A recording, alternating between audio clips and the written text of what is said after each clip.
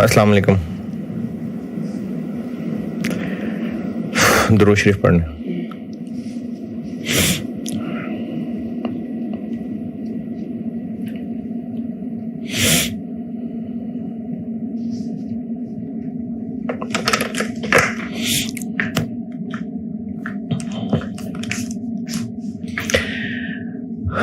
Business combinations.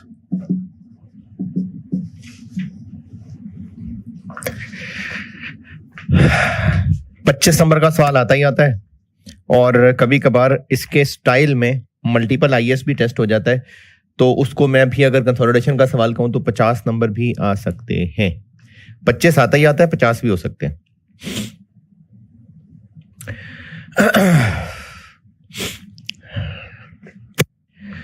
इसमें standards covered हैं बहुत सारे। IFRS 3 है, IFRS 10 है, IFRS 11 है, लेकिन इसको मैं एज अ टॉपिक पढ़ा रहा हूं।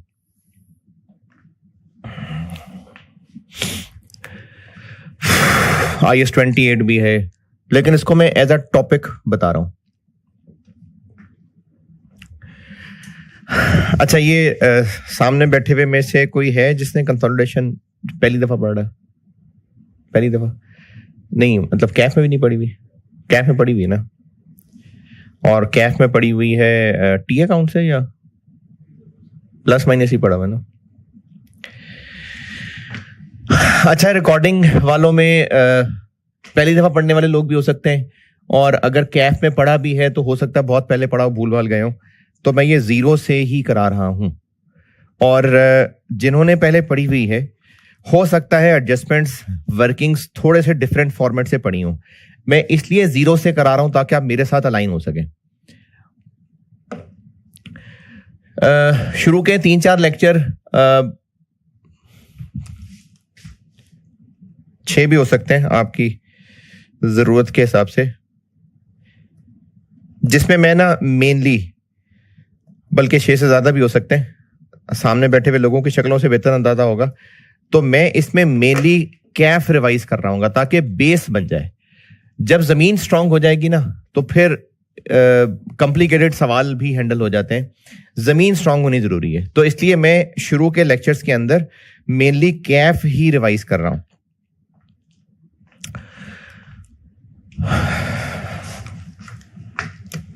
किसी भी company limited company, share holders उसके मालिक होते हैं, और सब के सब लोग एक जैसी सोच के लोग होंगे, सब एक बात पे 100% मुत्तफिक होंगे तो आराम से फैसले हो जाएंगे? नहीं। तो फैसले करने के लिए सब तो मुत्तफिक होंगे नहीं, तो उसके लिए फिर देखना पड़ेगा मेजॉरिटी क्या है। तो जितने शेयर होल्डर्स हैं उनको वोटिंग राइट्स होते हैं। ऑर्डिनरी शेयर होल्डर, उनके पास वोटिंग राइट्स हैं। 1 पर्सन 1 वोट के 1 शेयर 1 वोट है। 1 पर्सन 1 शेयर। हाँ, कुछ स्पेशल चीजें हो सकता है कोई डायरेक्टर्स की, उनमें 1 पर्सन वरना 1 शेयर। जिसके पास जितनी ज्यादा शेयर होल्डिंग है उसके पास उतने ज्यादा वोटिंग राइट्स हैं। अच्छा, कंपनी के जो टॉप मैनेजमेंट के फैसले, मतलब जो ओनर्स के फैसले हैं, उनमें सब लोग तो मुत्तफिक नहीं हो सकते, तो किसकी बात मानी जाएगी? मेजॉरिटी की, और मेजॉरिटी मतलब 50% से ज्यादा।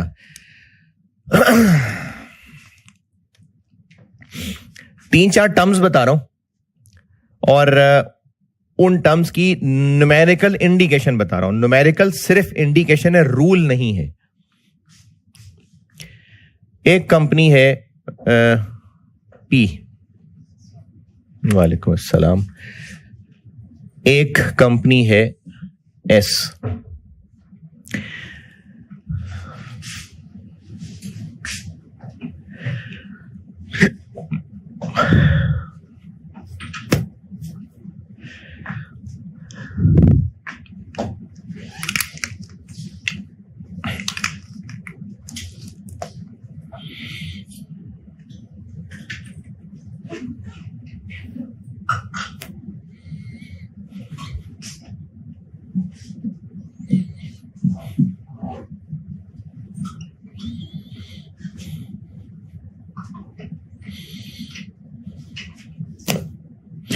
कंपनी एस के ये शेयर, ये जो हरा हरा मैंने एरिया बनाया, कंपनी एस के शेयर होल्डर हैं।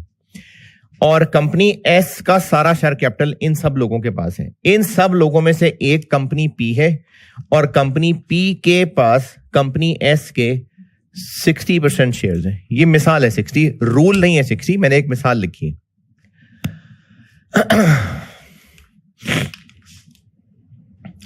एक है कंपनी ए,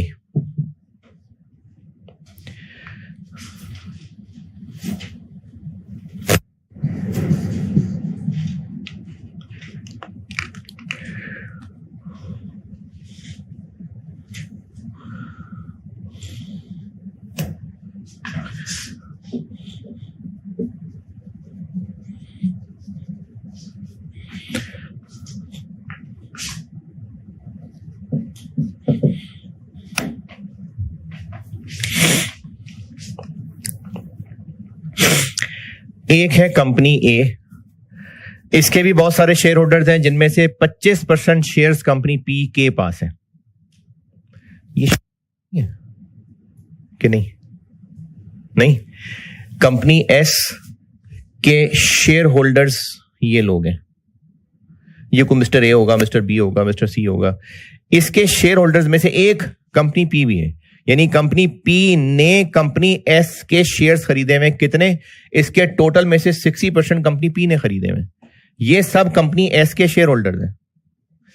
कोई कंपनी ए है, ये सब उसके शेयर होल्डर्स हैं। इनके शेयर होल्डर्स में एक कंपनी पी भी है जिसके पास कंपनी ए के टोटल शेयर्स में से 25% शेयर्स। नहीं, पिक्चर नहीं समझ आ रही है।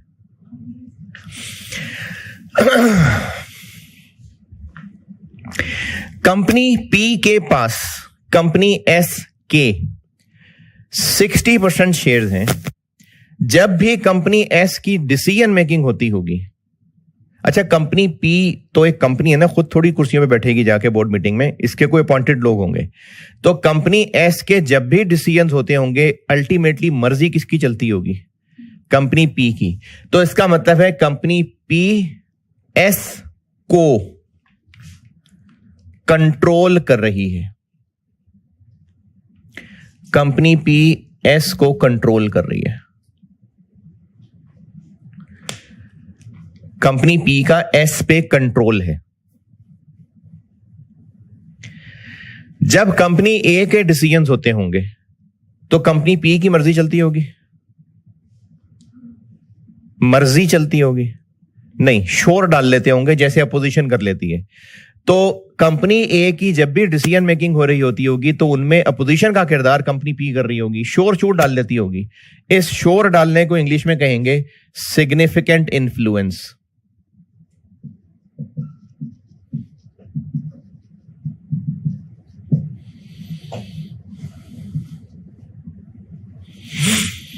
Significant influence.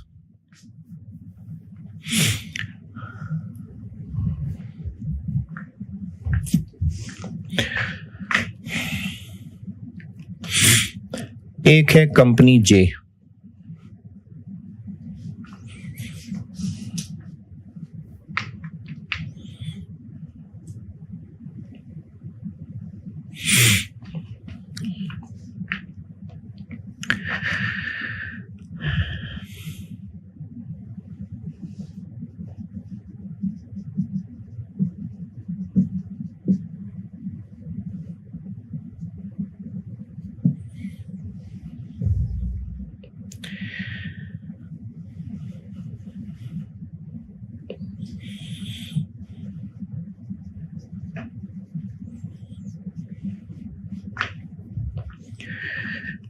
इसमें चूंकि परसेंटेज की शर्त नहीं है, जब मैं आपको IFRS 11 पढ़ाऊंगा तो बताऊंगा, इसलिए मैंने अभी सिर्फ इतना लिख दिया कि कोई कंपनी ये है जिस पे किसकी मर्जी चल रही है?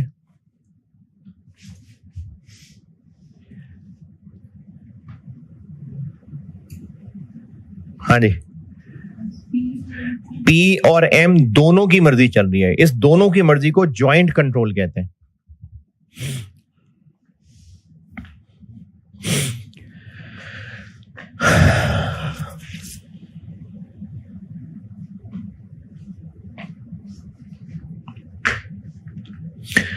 अच्छा, अब ये जो रश मचाया है, यहां से मैं आपको 3-4 नाम देने लगा हूं।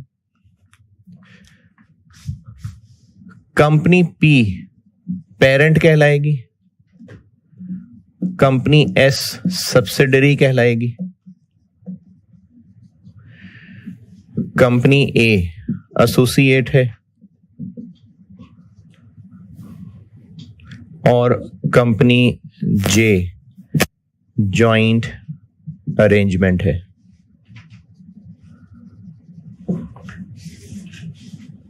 आगे फिर वो जॉइंट अरेंजमेंट 2 तरह के होते हैं, जॉइंट वेंचर, जॉइंट ऑपरेशंस, वो IFRS 11 में बताऊंगा। ये सब्सिडरी है,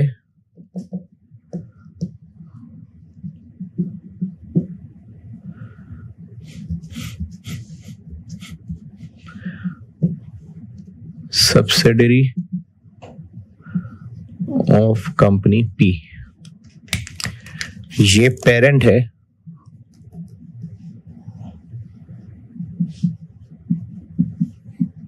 ये रिलेशन है इसमें। पेरेंट और सब्सिडरी का रिलेशन होता है, पेरेंट सब्सिडरी को कंट्रोल कर रहा होता है, कंट्रोल यानी इसके जितने भी डिसीजंस होंगे उनमें इसकी पावर चल रही होगी। न्यूमेरिकली स्पीकिंग ये 50% से ज्यादा पे आ जाती है, लेकिन ये रूल नहीं है, 50% से कम पे भी हो सकती है। बेसिकली कंट्रोल आता है पावर, अब वो किसी एग्रीमेंट के तहत भी हो सकती है, थोड़ी सी शेयर होल्डिंग पे एग्रीमेंट के तहत भी कंट्रोल हो सकता है। तो इसलिए शेयर होल्डिंग परसेंटेज 50 से ज्यादा होना जरूरी नहीं है। कंट्रोल का मतलब है पावर टू गवर्न। तो कंपनी एस, हां सवालों में चूंकि न्यूमेरिकली ऐसे ही होता है हर दफा, और सवाल में स्टूडेंट परसेंटेज से ही पहचान रहा होता है, इसलिए पेरेंट बनने के लिए 50% से ज्यादा शेयर होल्डिंग होनी चाहिए।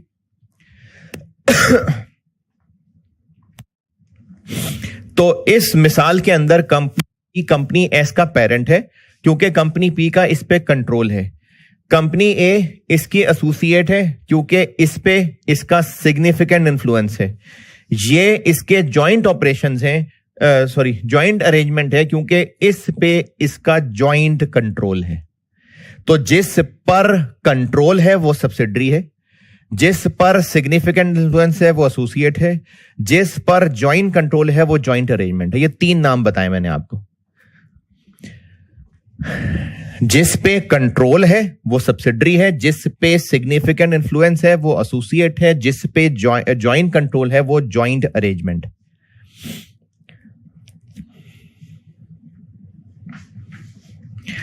और सिर्फ न्यूमेरिकल इंडिकेशन है, ये रूल नहीं है, सिर्फ न्यूमेरिकल इंडिकेशन है कि कंट्रोल बनता है मोर देन 50% पे। यानी अगर 50% से ज्यादा शेयर होल्डिंग है ना, तो मतलब कंट्रोल है। ये सिर्फ न्यूमेरिकल इंडिकेशन है। सिग्निफिकेंट इन्फ्लुएंस आता है 20% और मोर।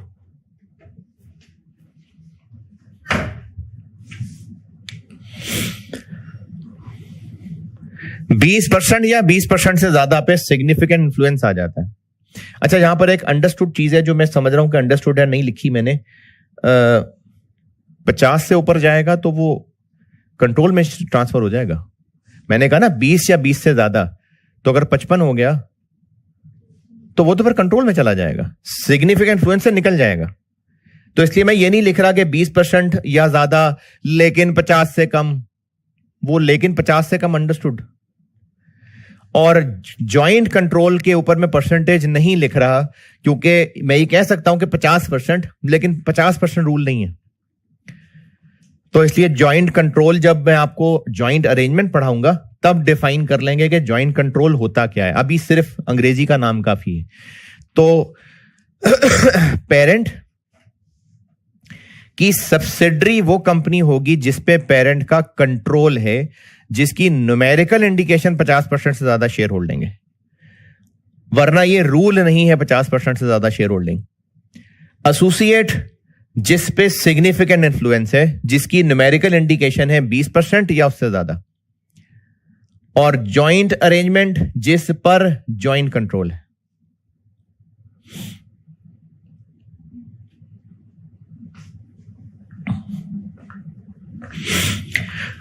और ये दोनों मिला के एक खानदान कहलाते हैं। इनको कहते हैं ग्रुप। पेरेंट सब्सिडरी को मिला के ग्रुप कहते हैं। ये ग्रुप नहीं है, ये ग्रुप से बाहर है। तो पेरेंट और सब्सिडरी होती है ग्रुप।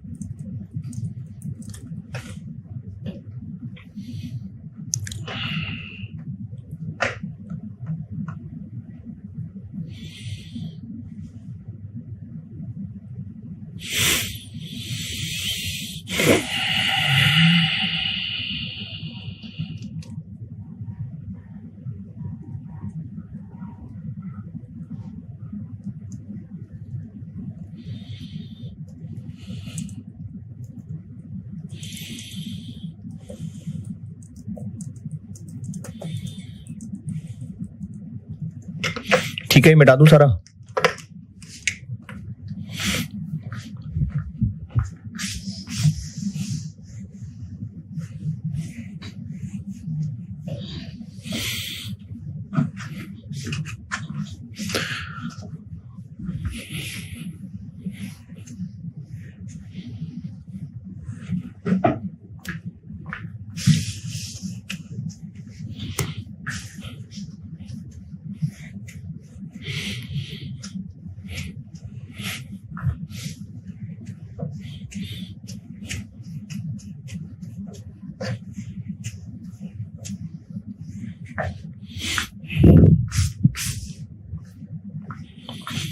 अच्छा, पहले पढ़ाने लगा मैं आपको parent with one subsidiary.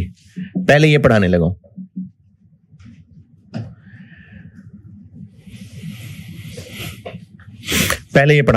Parent with one subsidiary. जब सब्सिडरी को पक्का कर लेंगे फिर पेरेंट के साथ एसोसिएट ले आऊंगा,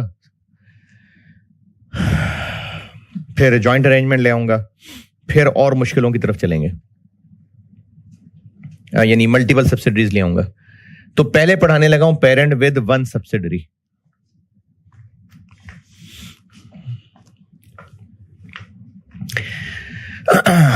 एक है कंपनी पी, एक है कंपनी एस। इन दोनों की अच्छा, एक बात जबानी बता रहा हूं, मेरे ख्याल में जबानी याद रह जाए बहुत है। किसी भी कंपनी के शेयर्स खरीदने के दो मौके हैं। या तो जब वो कंपनी खुद शेयर इश्यू कर रही थी तब ले लेते डायरेक्टली, और बाद में कभी बनना चाहें तो जो कोई इंडिविजुअल बेच रहा हो उससे ले लें। तो हमारे सवालों के अंदर पेरेंट सब्सिडरी की शेयर होल्डर शुरू में नहीं बनी होगी, यानी कंपनी एस कोई कंपनी थी, उसके कोई ओनर्स थे, पी ने उन लोगों से शेयर्स खरीदे होंगे। क्योंकि अगर पी ने एस से डायरेक्टली लिए होते ना तो फिर ये इसमें बहुत सारी चीजें एडजस्टमेंट सी ना होती जो हमने कंसोलिडेशन में पढ़नी है। तो ये सवालों के अंदर पी ने एस के शेयर्स जब एस इशू कर रही थी तब नहीं लिए थे, बाद में कभी लोगों से खरीदे हैं। अगर लिखनी है बात तो लिख लें, मर्जी है।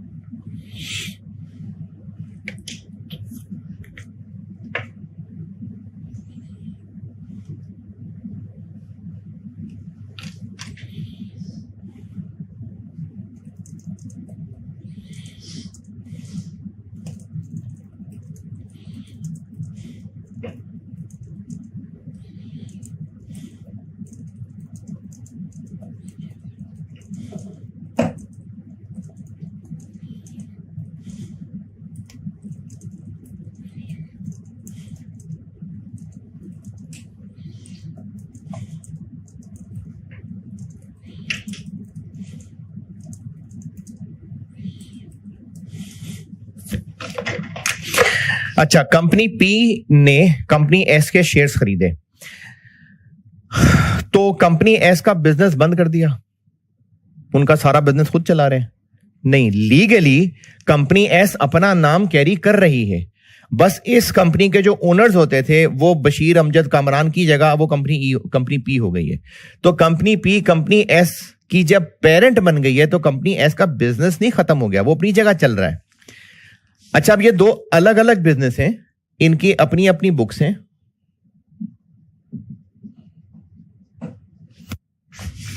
इसकी भी अपनी बुक्स हैं।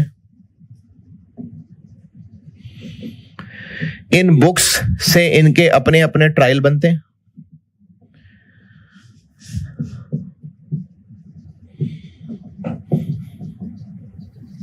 और इनकी अपनी अपनी फाइनेंशियल स्टेटमेंट्स बनती हैं।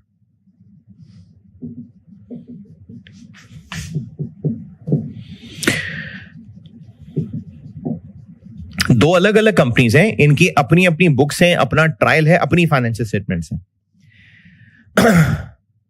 लेकिन स्टैंडर्ड्स ने और लॉ ने भी पेरेंट की जिम्मेदारी लगाई है।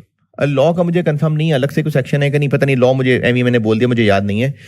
आईएएस ने जिम्मेदारी लगाई हुई है कि अगर कोई पेरेंट कंपनी है तो वो फाइनेंशियल स्टेटमेंट्स बनाते हुए अपनी फाइनेंशियल स्टेटमेंट्स तो बनाएगी बनाएगी, लेकिन इस कंपनी एस के सारे डिसीजंस पे मर्जी किसकी चल रही है?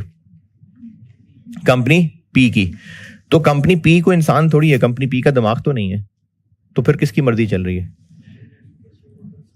जिनकी कंपनी पी पे मर्जी चल रही है ना, उनकी कंपनी एस पे भी चल रही है। देखें, कंपनी तो एक लीगल पर्सन है ना, ओरिजिनल पर्सन थोड़ी है, तो एक आर्टिफिशियल पर्सन है। लॉ की नजर में कंपनी पी कुछ है, असल में कोई दिमाग थोड़ी है कंपनी पी का। तो कंपनी पी को जो चलाने वाले लोग हैं, कंपनी एस पे भी उन्हीं लोगों की मर्जी चल रही है। तो जो लोग कंपनी पी को चला रहे हैं, उनको यह जानना चाहिए, उनका हक है जानना कि उनके कंट्रोल में कितने एसेट्स आ रहे हैं, यानी कितने एसेट्स पे उनकी मर्जी चल सकती है। सिर्फ कंपनी पी के एसेट्स पे उनकी मर्जी चल सकती है, कंपनी एस पे भी उन्हीं की मर्जी चल रही है। तो वो देखना चाहेंगे कि टोटल हमारे डोमेन में कितना है। इसी तरह कंपनी पी के जो चलाने वाले लोग थे, उनके दिमाग, उनकी काबिलियत, उनकी मेहनत से कंपनी पी ने अगर 700 बिलियन की सेल्स की हैं, तो फिर इसकी सेल्स में भी उन्हीं की मेहनत शामिल है। तो वो ये देखना चाहेंगे कि हमारे दिमाग से टोटल कितनी सेल्स हुई हैं। तो कंपनी पी और कंपनी एस दोनों अलग अलग एंटिटीज हैं, इनकी अपनी अपनी बुक्स हैं, अपना ट्रायल, अपनी फाइनेंशियल स्टेटमेंट्स हैं। लेकिन आईएएस रिक्वायर कर रहा है कि कंपनी पी अपनी फाइनेंशियल स्टेटमेंट्स भी बनाए और कंबाइंड फाइनेंशियल स्टेटमेंट्स भी बनाए। कंबाइंड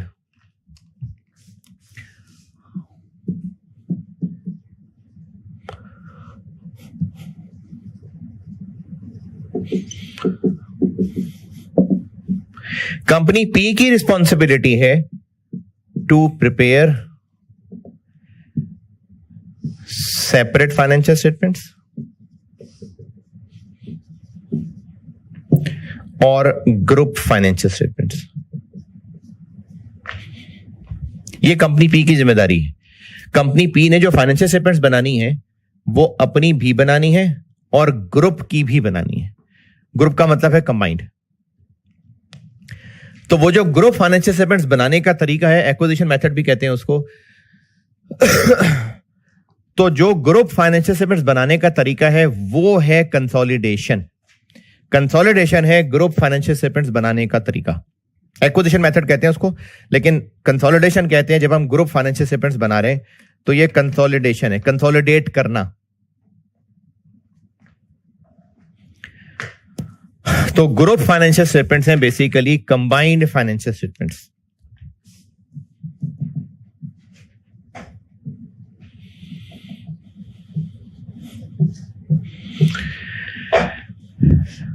ग्रुप फाइनेंशियल स्टेटमेंट्स हैं पी और एस की कंबाइंड फाइनेंशियल स्टेटमेंट्स।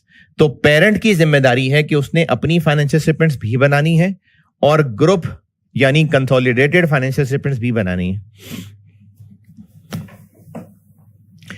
तो अगर आपको आर्टिकल्स में कोई ऐसी कंपनी का ऑडिट करना या उसकी एनुअल रिपोर्ट देखने का इत्तेफाक हुआ हो जो कि पेरेंट है, तो उसकी एनुअल रिपोर्ट के अंदर उसकी अपनी फाइनेंशियल स्टेटमेंट्स भी आ रही होती हैं और कंसोलिडेटेड भी आ रही होती हैं। तो पेरेंट की जिम्मेदारी है।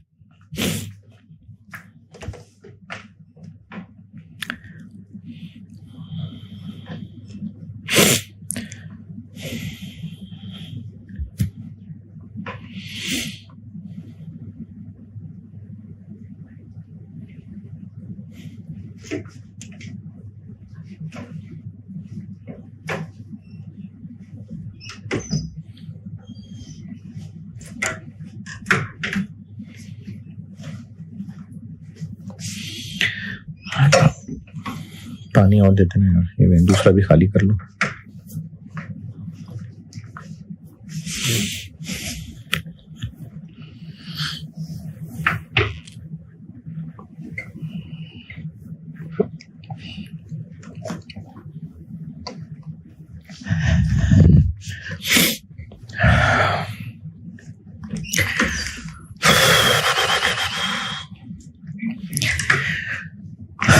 अच्छा, ये बात अगर आपको अंडरस्टूड लगती है तो बेशक ना लिखना, और अगर लगे जरूरत अपने अल्फाज में लिखनी तो लिख लेना।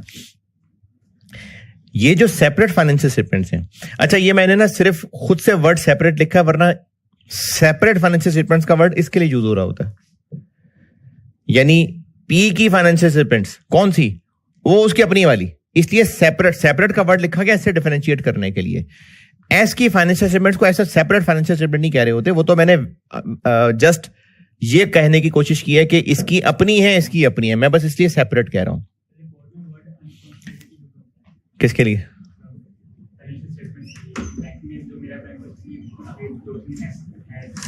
नहीं, आईएएस में जो वर्ड है ना सेपरेट फाइनेंशियल स्टेटमेंट, वो इसकी फाइनेंशियल स्टेटमेंट को सेपरेट फाइनेंशियल स्टेटमेंट कह रहे हैं।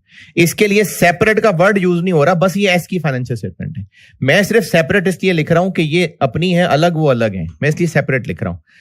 तो मैं बता क्या रहा था, हाँ बता ये रहा था कि ये बात जो कहने लगा हूं, अगर आपको बहुत ही सिंपल अंडरस्टूड सी बात लगे तो ना लिखना, अगर लिखना चाहें तो बेशक लिख लेना।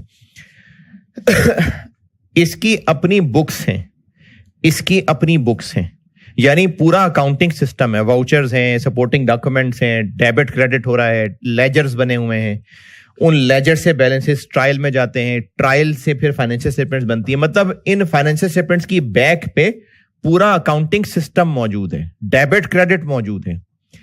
लेकिन ये जो ग्रुप फाइनेंशियल स्टेटमेंट्स है ना, इनके पीछे कोई बुक्स नहीं है। इसकी फाइनेंशियल स्टेटमेंट्स और इसकी फाइनेंशियल स्टेटमेंट्स मिला के पीपी में पी प्लस एस, डेटर्स में पी प्लस एस, यानी सारी फिगर्स को लाइन बाय लाइन ऐड कर दिया जाता है और कुछ एडजस्टमेंट्स की जाती हैं, तो उससे ग्रुप फाइनेंशियल स्टेटमेंट्स बन जाती हैं। यानी ग्रुप फाइनेंशियल स्टेटमेंट्स बनाने के पीछे कोई ट्रायल नहीं है, ग्रुप फाइनेंशियल स्टेटमेंट्स बनाने के पीछे कोई लेजर, कोई वाउचर नहीं है। हर कंपनी की financial statements backed by double entry system है।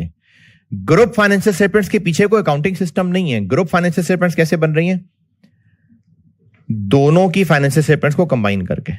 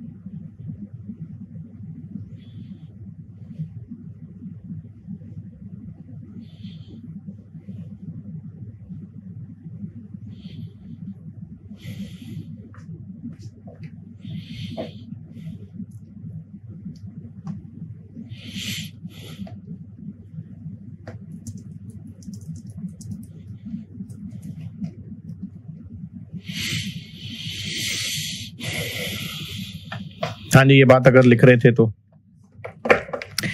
अच्छा, इसको और नैरो डाउन करता हूं कि हम क्या करने लगे। ग्रुप फाइनेंशियल स्टेटमेंट्स सारी होती हैं, यानी SOFP, SOCI, ये सब है एग्जामिनेबल, ये सब एग्जामिनेबल है। फाइनेंशियल स्टेटमेंट में SOFP, SOCI, SOC, cash flow, ये सब है, सब करनी है हमने। अभी शुरू में SOFP से करने लगा, यानी एक हेडिंग मैंने पहले ये दी थी कि हम सब्सिडरी पढ़ने लगे। अब उसमें मैं मजीद आगे जा रहा हूं कि अभी हम फिलहाल ग्रुप SOFP से शुरू करने लगे। तो ग्रुप SOFP से करते हैं शुरू।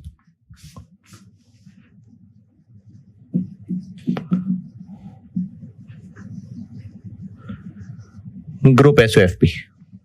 तो अब से ऑनवर्ड जो डिस्कशन होने लगी है, जब तक मैं हेडिंग खुद SOCI नहीं कर देता कि हम पेरेंट और वन सब्सिडरी, इसकी ग्रुप SOFP कैसे बनानी है, यह सिखाने लगा।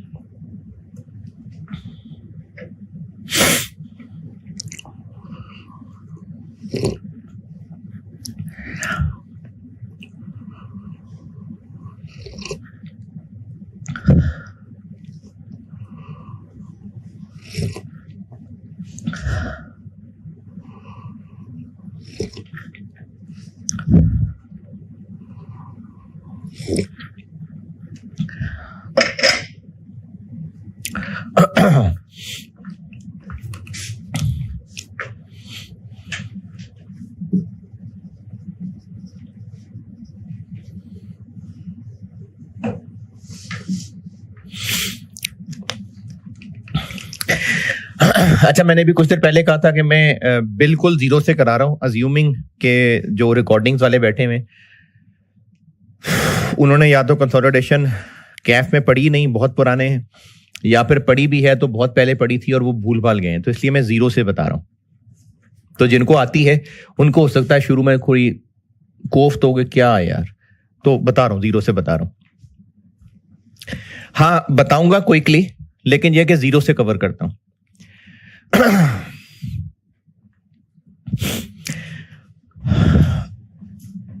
जैसे फाइनेंशियल स्टेटमेंट्स बनाते हैं, बिल्कुल बेसिक अकाउंटिंग की बात कर रहा हूं, बहुत बचपन की, जब आपको बहुत शुरू में कहीं बेसिक अकाउंटिंग पहली दफा सिखाई गई होगी तो तकरीबन सारे टीचर्स का तकरीबन तरीका ये होता है कि डेबिट क्रेडिट सिखा दिया, लेजर सिखा दिए, उसके बाद उनसे ट्रायल बनाना सिखा दिया, सिर्फ इस मकसद से कि एक अकाउंटिंग सिस्टम की पिक्चर पूरी सामने आ जाए।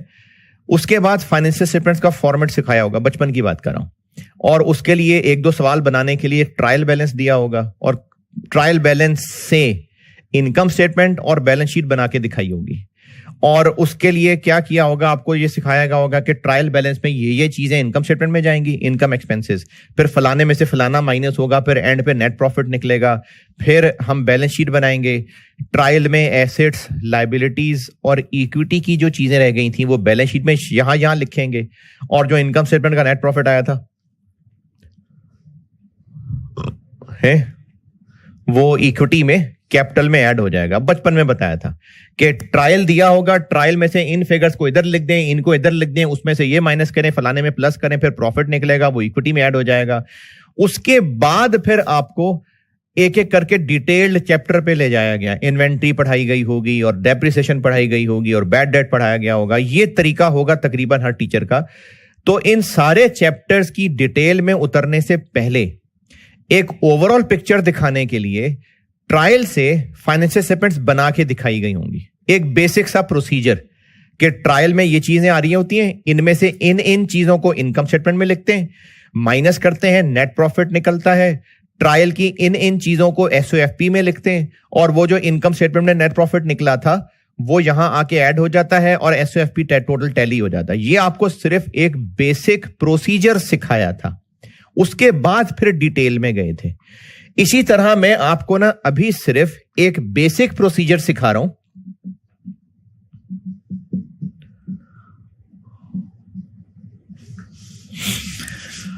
ग्रुप एसओएफपी बनाने का। और जब ये बेसिक प्रोसीजर सिखा लूंगा तो फिर आपको मैं एडजस्टमेंट्स पढ़ाऊंगा। पहले सिर्फ बेसिक प्रोसीजर सिखा रहा हूं यूजिंग सम एग्जांपल्स। पहले ये काम करने लगा। जिनको कंसोलिडेशन आती है तो वो थोड़े सब्र से काम लें, मुझे सबको सामने रख के चलना है।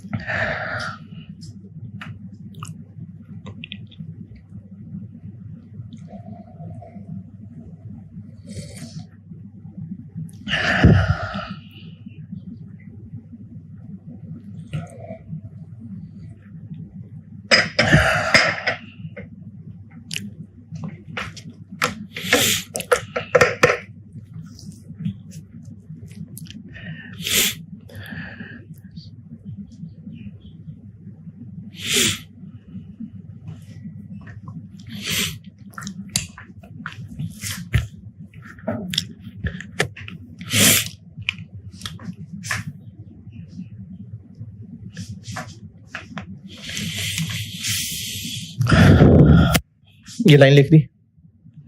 मैं आपको ना कुछ बेसिक एग्जांपल से ग्रुप एसओएफपी बनाने का बेसिक प्रोसीजर सिखा रहा हूं। आसान अल्फाज में ग्रुप एसओएफपी पी और एस की एसओएफपी का टोटल है। मैं आपको 6-7 मिसालों से समझा रहा हूं। और फिर दोहरा देता हूं, सवालों में पी ने एस के शेयर्स एस से नहीं खरीदे होंगे। एस कभी बन गई थी, जो एस के तब शेयर होल्डर्स थे उनसे खरीदे होंगे। यह कोई रूल नहीं है। अगर पी ने एस से खरीदे होते तो सवाल में करने वाला रह कुछ ना जाता। इसलिए हम ये वाली बात कर रहे हैं। और पी ने एस के शेयर्स खरीदे हुए, यानी कंट्रोलिंग शेयर्स, जिससे वो पेरेंट बन गया। इसके लिए एक्विजिशन का वर्ड यूज होता है। तो P acquired 100% shares.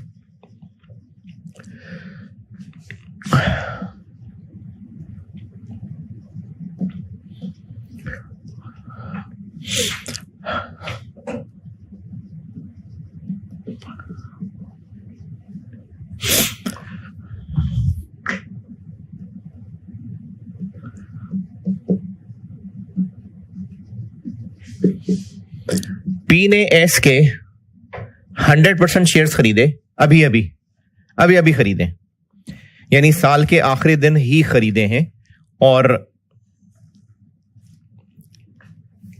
Year and हो गया। यानी एज एट ईयर एंड अभी लेटेस्ट अपडेट यह है कि पेरेंट ने एस के शेयर्स खरीद लिए हुए हैं।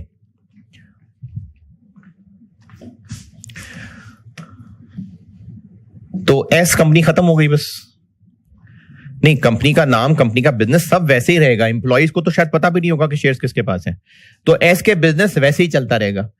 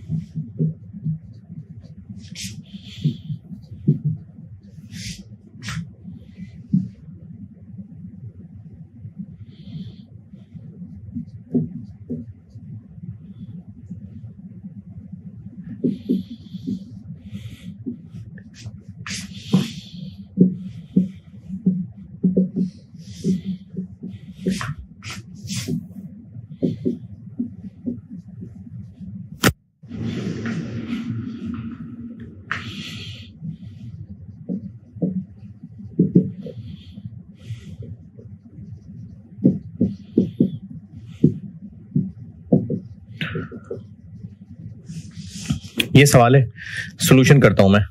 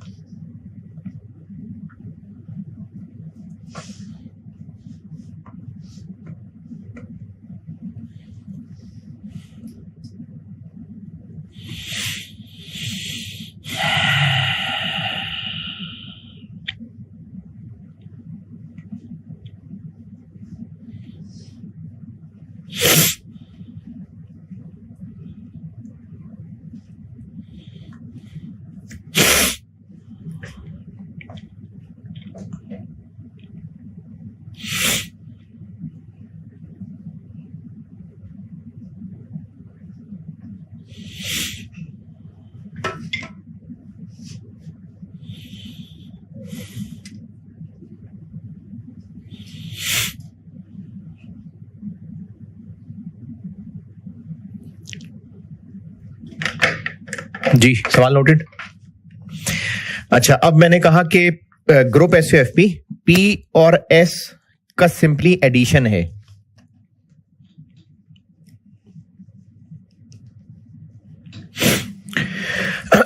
तो ग्रुप एसयूएफपी बनाते हुए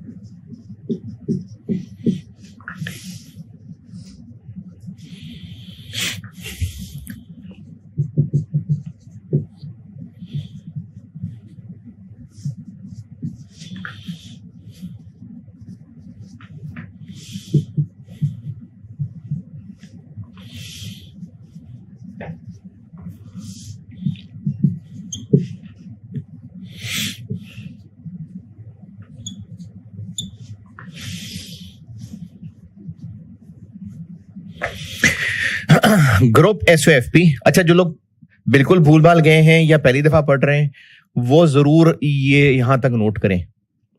जिनको पता है सारा वो बेशक ना करें, लेकिन जो भूल भाल गए हैं या पहली दफा पढ़ रहे हैं वो यहां तक नोट करें, फिर मैं आगे चलता हूं।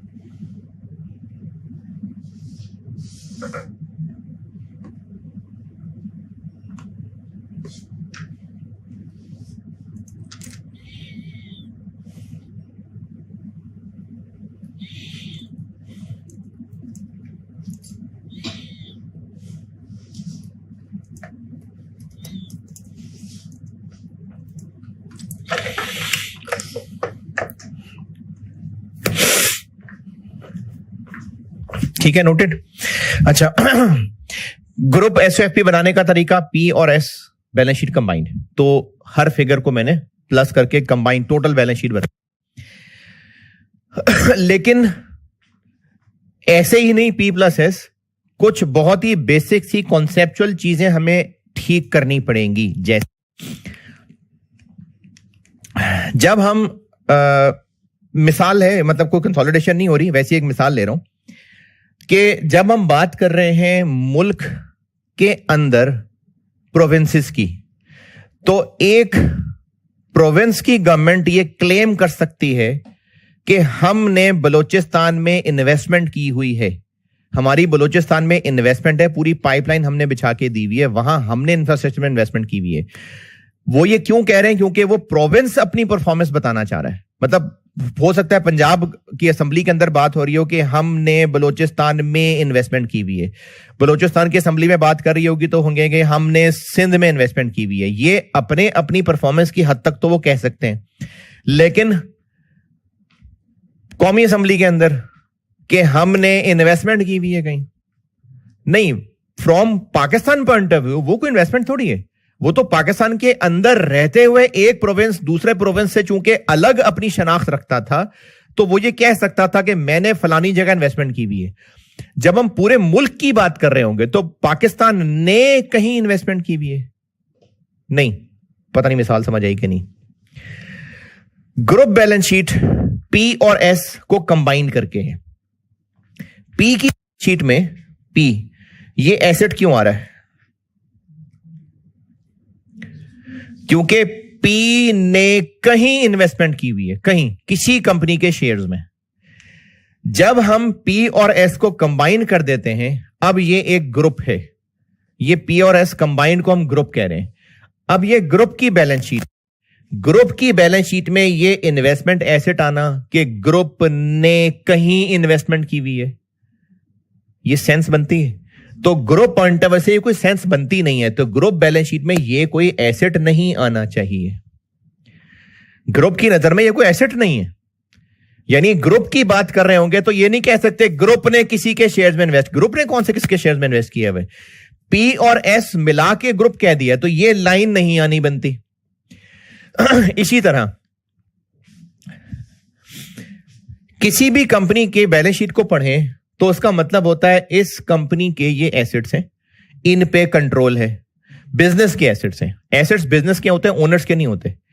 ये बिजनेस की लायबिलिटीज हैं, ये ओनर्स का हक है जिनको ये शेयर्स इशूड हैं। ये मेरी बात दोबारा सुने, एसओएफपी पढ़ी जा रही है कि बिजनेस के पास ये एसेट्स हैं, बिजनेस की ये लायबिलिटीज हैं, और बिजनेस के नेट एसेट्स में ओनर्स का हक है। ओनर्स कौन है? जिनको ये शेयर्स इशूड हैं। एस की बैलेंस शीट, एस के ये एसेट्स है, एस की ये लायबिलिटीज हैं, ये नेट एसेट्स हैं, इन पे किसका हक है? ओनर्स का। कौन ओनर्स? जिनको ये शेयर्स इशूड हैं। अब ग्रुप में आते हैं, ये पी और एस कंबाइंड है। इस 85,000 में ये 40,000 किसी को इशूड हैं नहीं। अब जब हम ग्रुप की बात कर रहे हैं तो इसके अंदर एस है और एस के वो इशूड शेयर पी को हैं। तो ग्रुप के पॉइंट ऑफ व्यू से बात करते हुए हम ये नहीं कह सकते कि ये इशूड शेयर कैपिटल किसी को इशू किए हुए। तो ग्रुप पॉइंट ऑफ व्यू से बैलेंस शीट में कैपिटल, इशूड शेयर कैपिटल में इस 40 का आना नहीं बनता।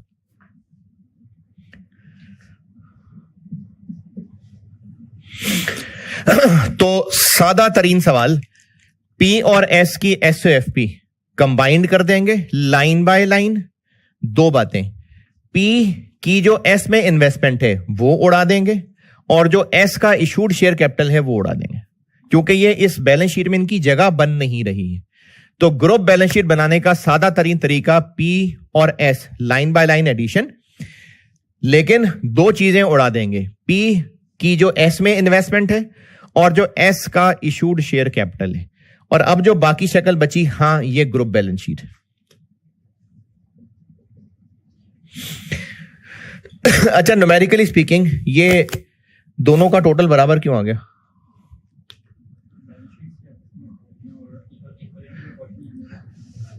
हमने दोनों साइड से 40-40 उड़ाया है। ये 2 टैली बैलेंस शीट थी ना, हमने इनको मिलाया तो इनका टोटल भी टैली रहना था, लेकिन हमने तो कुछ चीजें गायब की हैं, तो 40 ही इधर से गायब किया है, 40 ही इधर से गायब किया है, इसलिए टोटल टैली ही है। ये एक एग्जांपल है, इसका सॉल्यूशन नोट कर लें, फिर मैं एग्जांपल 2 करता हूं।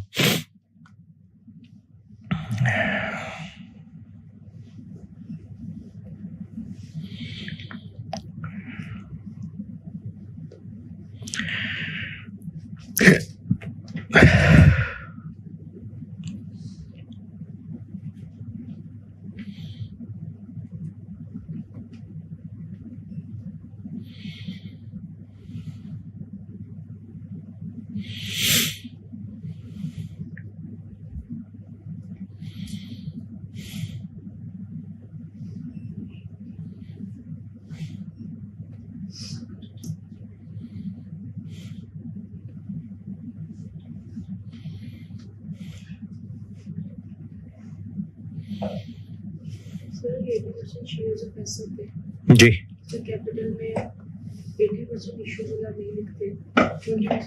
वो आ रहा है आगे। अभी मैंने पहली मिसाल लिखी है ना, 5-6 मिसालों में लाता हूं ये सारा कुछ।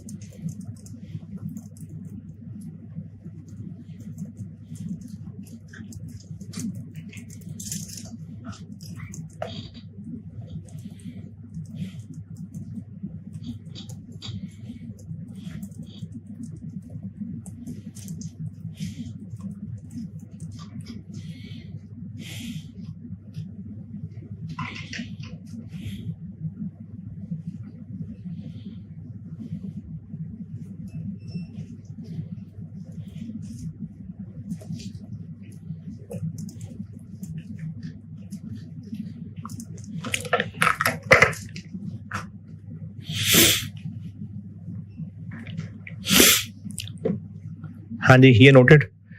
एक एग्जांपल और करके फिर ब्रेक कर देता हूं। Solution noted.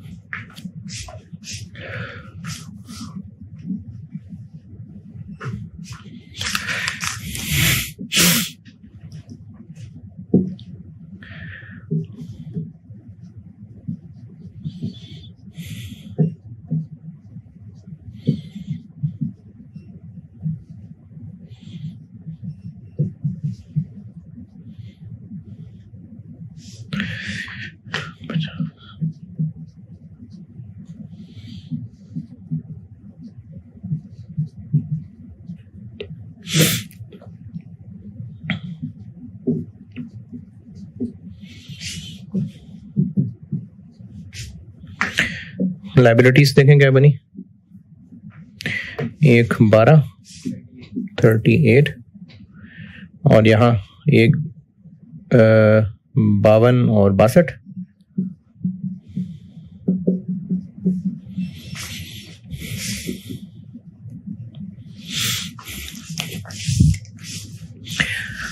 ये सवाल नोट करें, फिर कैमरा उधर शिफ्ट करना है।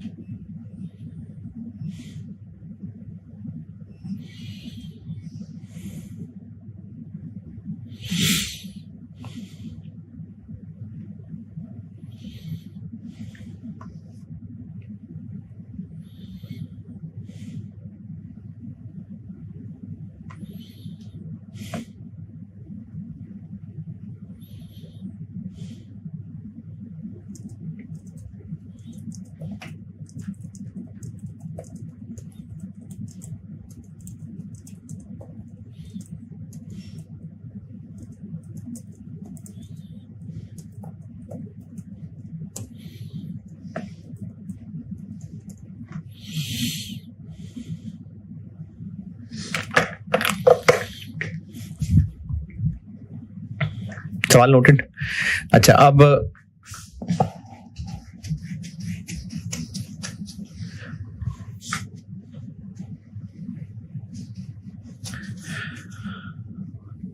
ये जो अभी पिछले सवाल में बता चुका वो तो हो गया कि इन्वेस्टमेंट इन एस यहां नहीं आना।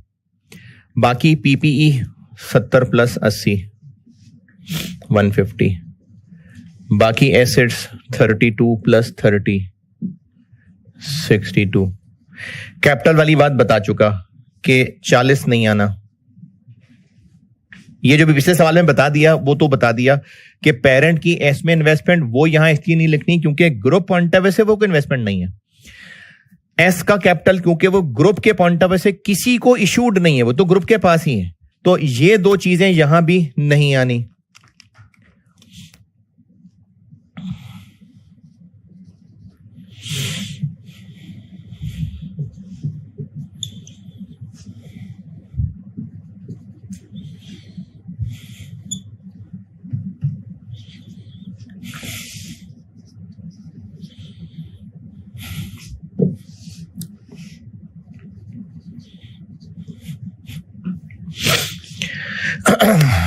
ये पिछले सवाल तक की बात है।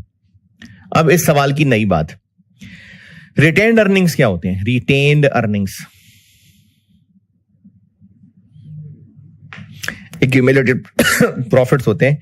ओनर्स का इन पे हक है क्योंकि उनकी मेहनत से बिजनेस ने आज तक कमाया था जो ओनर्स को नहीं बांटा गया अभी तक।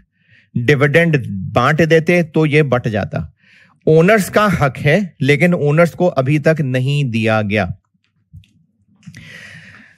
पी ने ये 48,000 के शेयर्स जो खरीदे हैं किसको दिए पैसे? एस को हैं? नहीं, एस के पुराने लोगों को।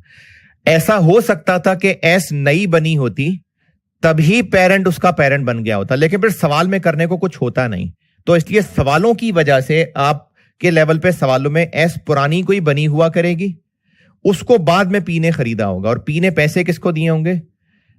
एस को नहीं दिए होंगे, एस के पुराने शेयर होल्डर्स को दिए होंगे। अभी अभी एस के सारे शेयर्स खरीदे, जिन लोगों से खरीदे, सारे जिन लोगों से खरीदे वो अभी एस की कितनी इक्विटी के मालिक थे? कितने रुपए के मालिक थे? 100% कितने रुपए के मालिक थे?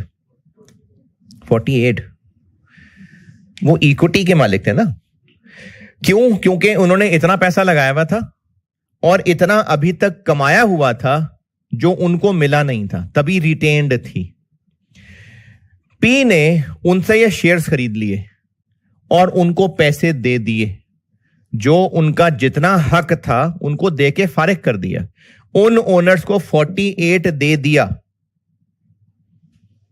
है ना? एक बात। दूसरी बात, अब एस को खरीदने के बाद ये ग्रुप बैलेंस शीट, ओनर्स वही हैं जो पी के ओनर्स हैं। देखें, पी ने एस के सारे शेयर्स खरीद लिए। अब एस का ओनर पी है, लेकिन पी तो कोई इंसान नहीं है ना, वो तो कंपनी है। असल में पीछे ओनर्स वही हैं जो पी के ओनर्स हैं, तभी ग्रुप बैलेंस शीट में कैपिटल भी सिर्फ 50,000 नजर आ रहा है। अब इन लोगों के पॉइंट ऑफ व्यू से सोचते हैं, क्या इन लोगों की नजर से यह कहना सही है कि रिटेन्ड अर्निंग्स 70,000 रुपए की हैं? क्या उन लोगों किनको उन कह रहा हूं मैं, पी के शेयर होल्डर, क्या उनके पॉइंट से इस 8,000 को रिटेन्ड अर्निंग्स कहना सही है? क्या इनकी मेहनत से कमाए हुए प्रॉफिट्स हैं जो बिजनेस में रिटेन्ड हैं? तो दो बातें की हैं मैंने। एक बात, जिन लोगों का यह हक था उन लोगों को पैसे देके फारिग कर दिया। दूसरी बात, अच्छा उन लोगों के हक था उनको दे दिया, तो कॉन्सेप्चुअली रिटेन्ड तो ना रही। दूसरी बात, जब ग्रुप बैलेंस शीट बन रही है तो अब बचे कुचे ओनर्स वही हैं जो पी के ओनर्स हैं। उनके लिए यह कहना कि 8,000 की रिटेन्ड अर्निंग्स हैं, यह सही नहीं है, उनकी थोड़ी रिटेन्ड है।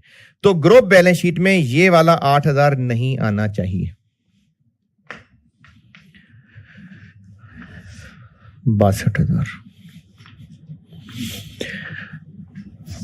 और मैंने मिसाल रिटेन अर्निंग की दी है, बाकी रिजर्व्स भी हो सकते हैं। तो एक्विजिशन डेट पर एस की जितनी इक्विटी थी, अब इन दो सवालों को कराने के बाद कंक्लूजन ये बना कि ग्रुप बैलेंस शीट बनाने का तरीका P plus S line by line addition.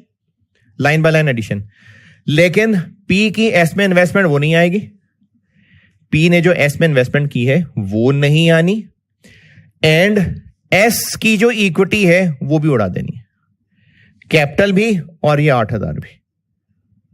तो पेरेंट की एस में की गई इन्वेस्टमेंट वो ग्रुप बैलेंस शीट में नहीं आनी, और एस की इक्विटी वो भी ग्रुप बैलेंस शीट में नहीं आनी। चले 45 बस।